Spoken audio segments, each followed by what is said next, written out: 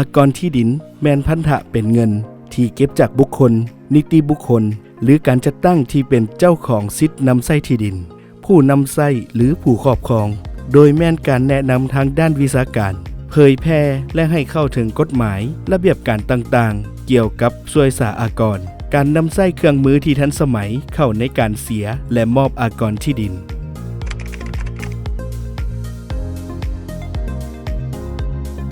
การเสียอากรที่ดินแม้นจะเริ่มตั้งแต่ต้นปีไปจนฮอดท้ายปีของทุกๆปีปัจจุบันหากดินตอนใดที่ป้อนข้อมูลเข้าในระบบแท็กลิสต์สำเร็จแล้วท่านสามารถชำระด้วย3รูปแบบคือชำระผ่านแอปพลิเคชันธนาคารทุกๆธนาคารที่เชื่อมต่อกับระบบ Filling ชำระผ่านปองบริการของคลังเงินแห่งชาติและชำระอยู่ห้องการปกครองบ้านที่ตอนดินตั้งอยู่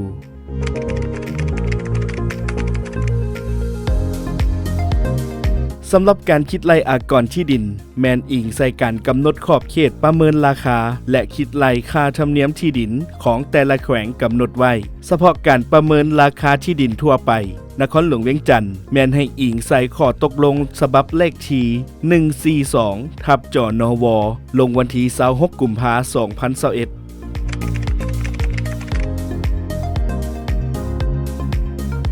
โทรปรึกษาสายด่วนช่วยสาอากร1466ในโมงเวลาและวันราชการ